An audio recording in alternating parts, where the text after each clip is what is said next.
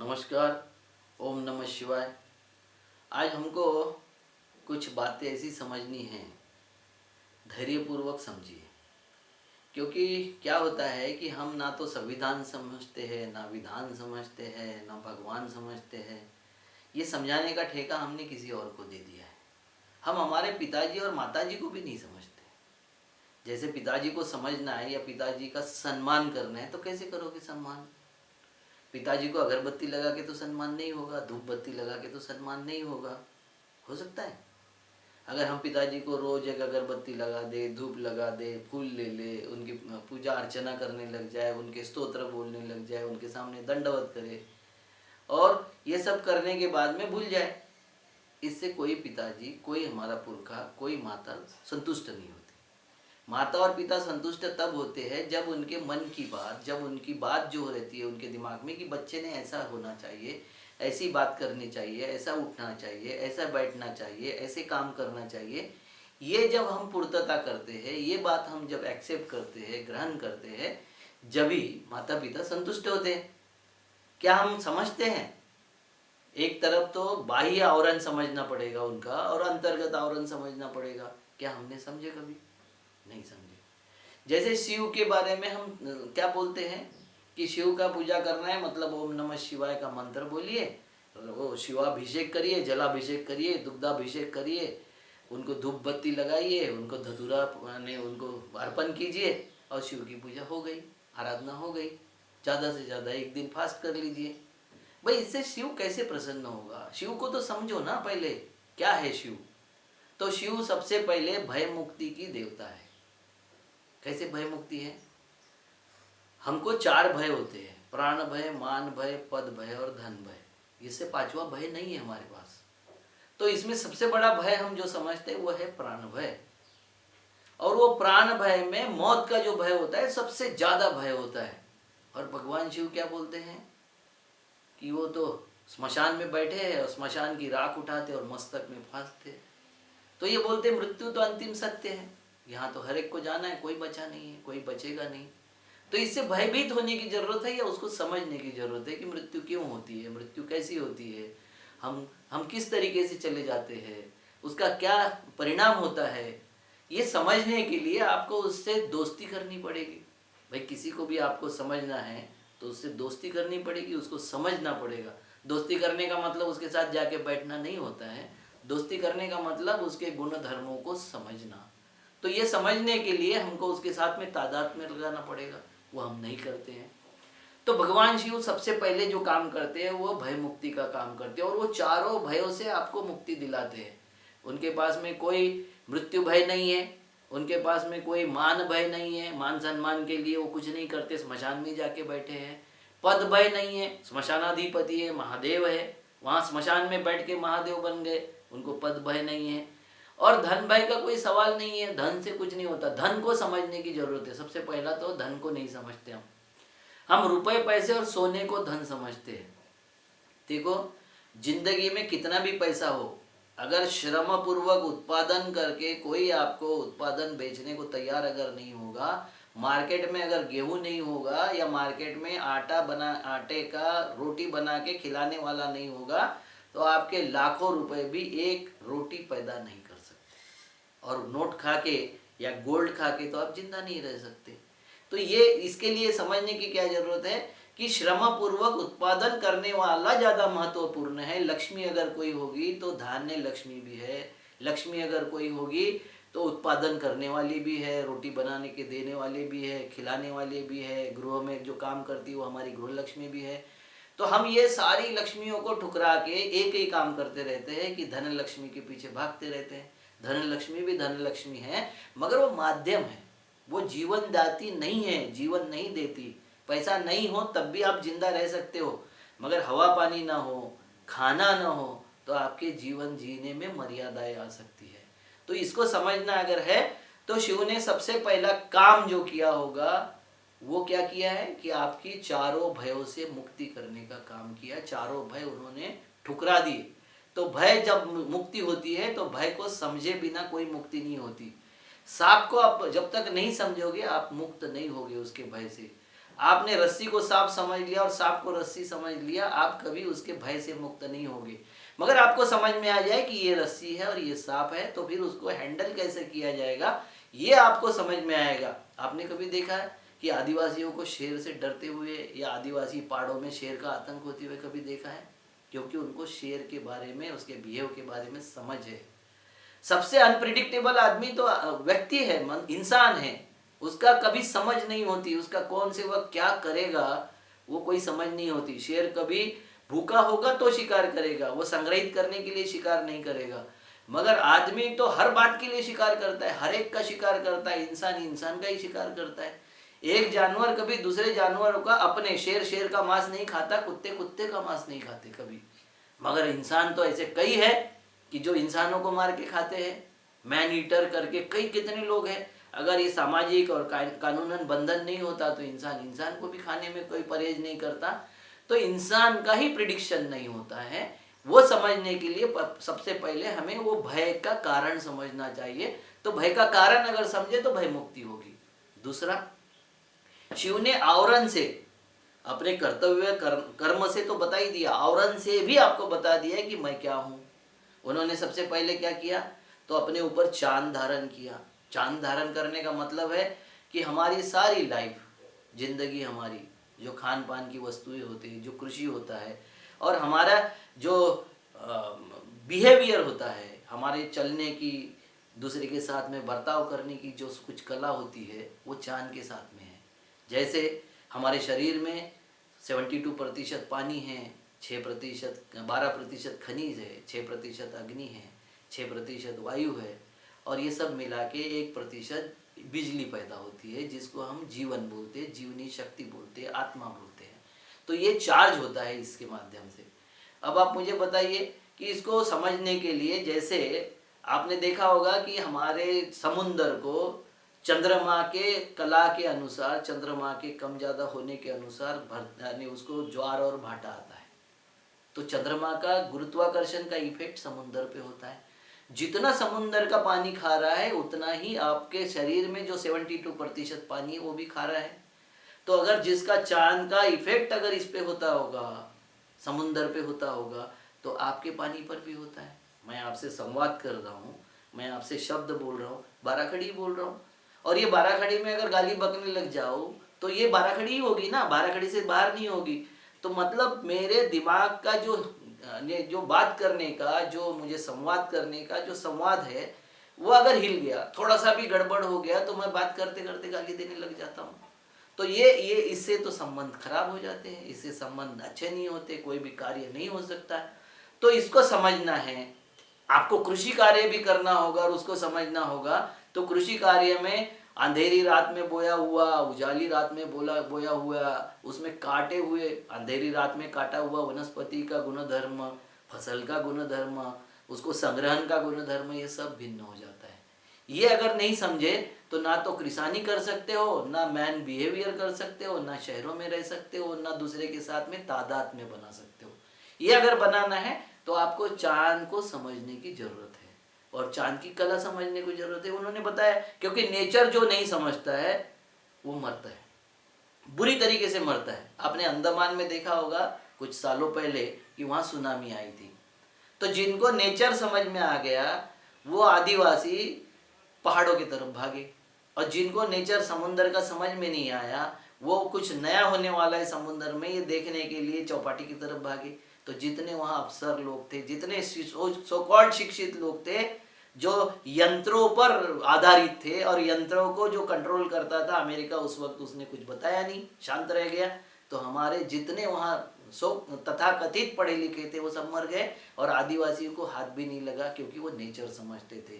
तो शिव बोलता है नेचर के साथ जियो। हम खाली आंदोलन चला के कि पर्यावरण की रक्षा करो, इसकी रक्षा करो, उसकी, भाई कैसी करे रक्षा, ये समझने की जरूरत है। शिव सबसे पहले चांद ग्रहण करके समझाते हैं कि कैसी रक्षा करे। उसके बाद में उनके ऊपर से गंगा बहती है, ये सिंबॉलिक है सारा।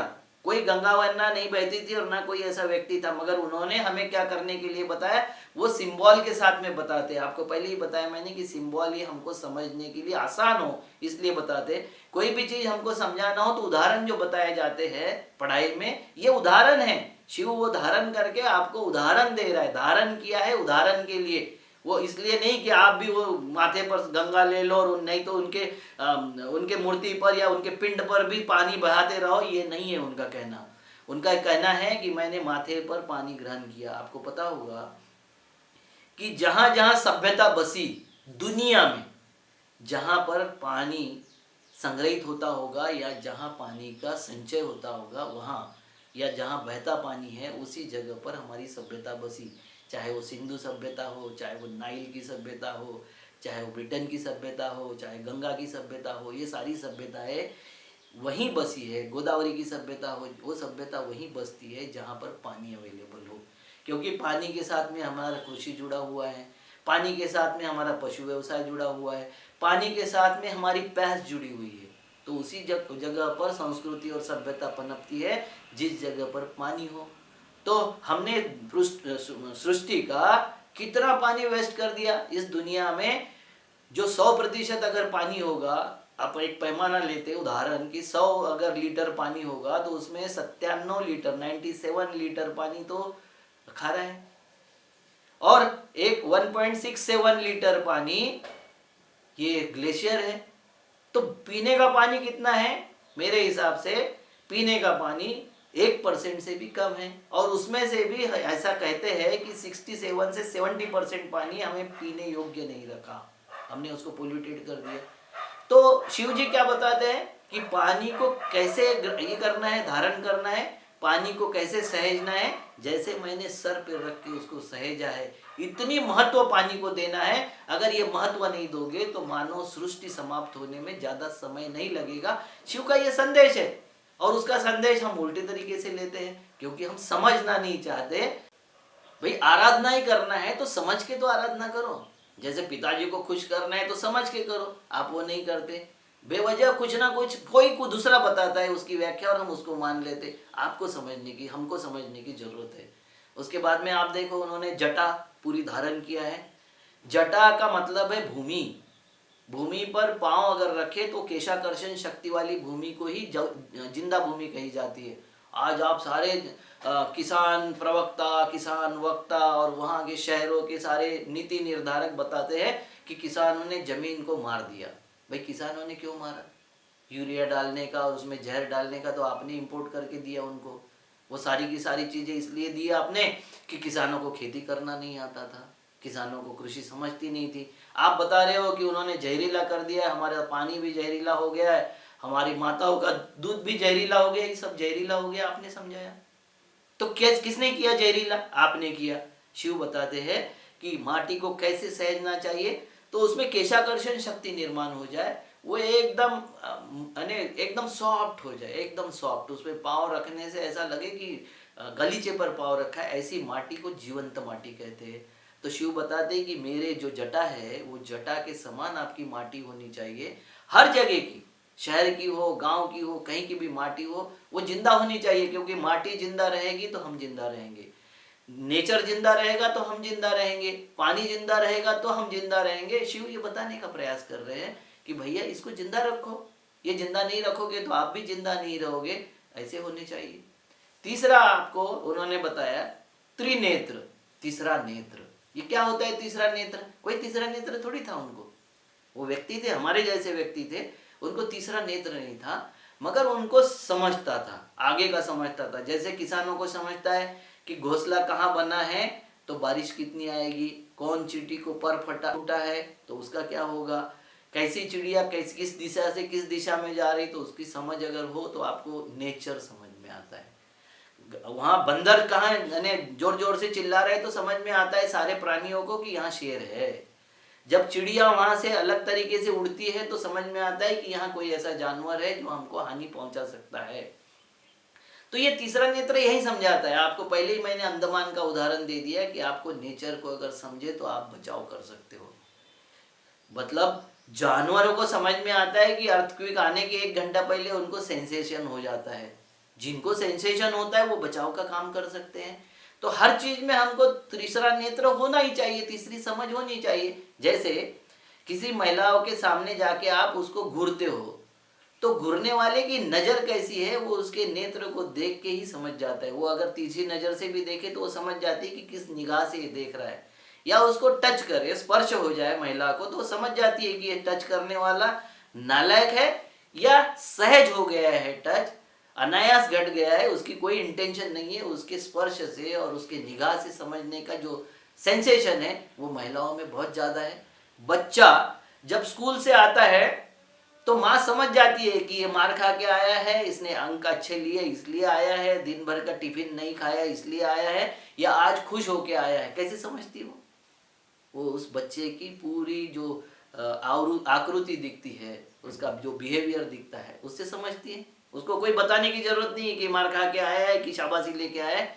इसी तरीके से हमको समझ, अगर दूसरे के साथ बिहेव करना है, दूसरे के साथ रहना है, समाज में अगर हमको अच्छे से रहना है, परिवार में अच्छे से रहना है, तो हमको दूसरे की समझ होनी चाहिए। ये तीसरा नेत्र समझा रहा है उनका, हम नहीं समझ रहे।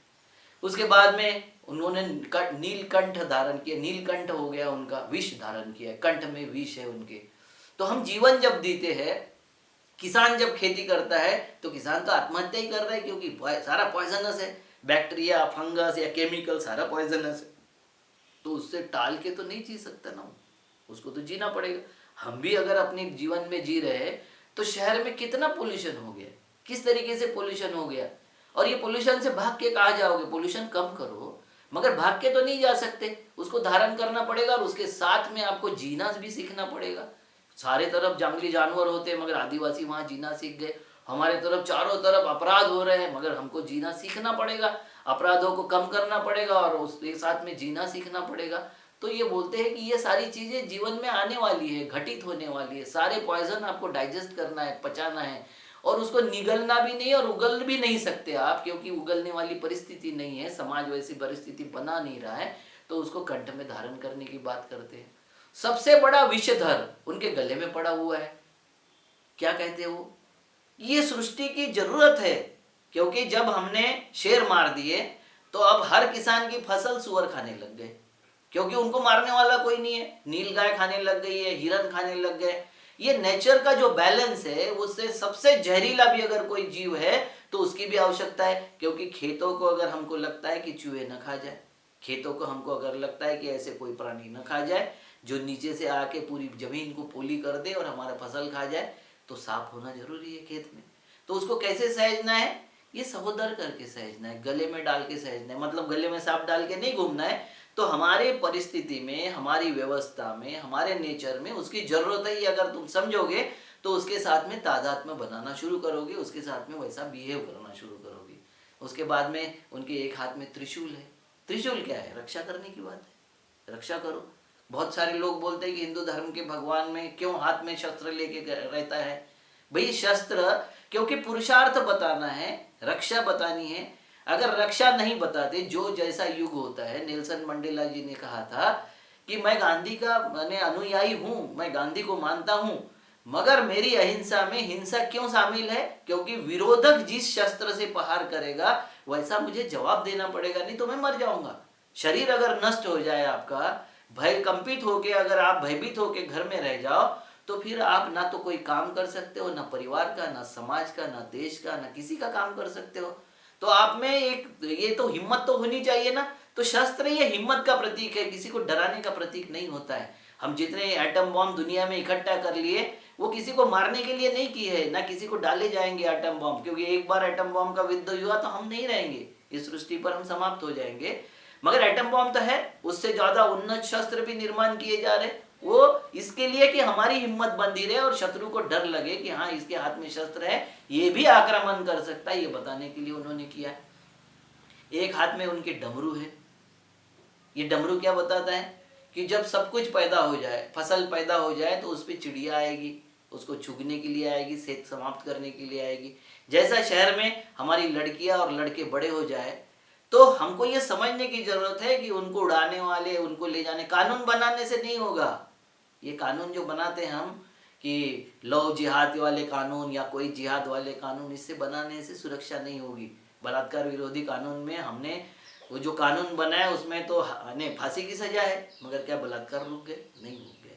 क्योंकि हमें जागरूक होना पड़ेगा। बलात्कार करने वाला कोई भी लड़का ये किसी माँ का बेटा है, किसी बहन का भाई है, उस घर में उसको परवरिश नहीं मिली है, इसलिए वो इस तरीके के हीनस कृत्य करता है। तो परवरिश देने के लिए उन्होंने ये डमरू हाथ में लिया कि वो नाद होता रहे तुम्हारे कानों में कि तुझे भी माँ है, तुझे भी बहन है, तुझे भी बेटी है, तुझे भी पत्नी है। तो अगर आज तू किसी पर करेगा अत्याचार तो तेरे भी ऊपर अत्याचार होना ये अवश्यंभावी हो जाएगा, ये होगा।